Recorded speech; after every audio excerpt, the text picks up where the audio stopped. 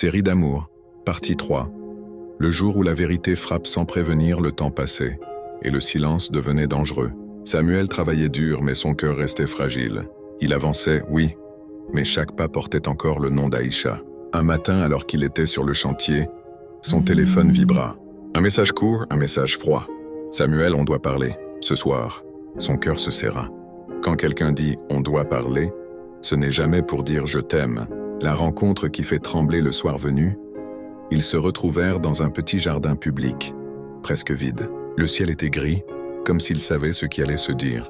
Aïcha arriva, élégante, mais brisée à l'intérieur. Samuel la regarda longtemps, sans parler. Puis elle prit la parole, la voix tremblante. « Samuel, mon père a fixé la date de mon mariage. » Le monde s'arrêta. Samuel sentit un bruit sourd dans sa poitrine, comme si quelque chose venait de tomber très loin. « Tu vas te marier ?» Aïcha baissa la tête. « Je n'ai pas le choix. » L'homme pauvre face à la réalité, Samuel resta silencieux.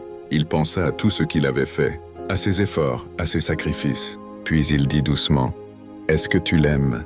Aïcha secoua la tête, les larmes coulant. « Non, mais il peut m'offrir une vie stable. » Samuel sourit tristement. « Alors voilà la vérité. L'amour ne suffit pas toujours quand la peur est plus forte. » Ces mots firent encore plus mal à Aïcha. Le choix le plus difficile, Samuel se leva lentement. « Aïcha, écoute-moi bien. Je t'aime, mais je refuse d'être l'homme que tu choisis seulement si tout échoue. » Aïcha leva la tête, choquée.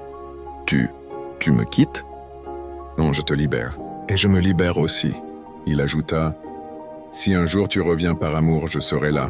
Mais si tu pars par peur, je te laisse partir. » Samuel tourna le dos et partit. Aïcha resta seule, en pleurs. La chute inattendue. Quelques jours plus tard, un drame arriva. Sur le chantier, Samuel fit une chute grave. Il se retrouva à l'hôpital, blessé, immobile. Personne ne le savait, sauf une infirmière qui connaissait Aïcha. Quand Aïcha apprit la nouvelle, son cœur explosa. Elle courut à l'hôpital quand elle entra dans la chambre et vit Samuel allongé, fragile. Elle comprit quelque chose de terrible. On réalise parfois la valeur d'une personne seulement quand on risque de la perdre. Fin de la partie 3, Samuel est blessé, Aïcha est déchirée, le mariage approche. L'amour est face à son plus grand test. Message pour les abonnés, Rigolo TV. Si cette partie t'a touché, like la vidéo. Abonne-toi à Rigolo TV.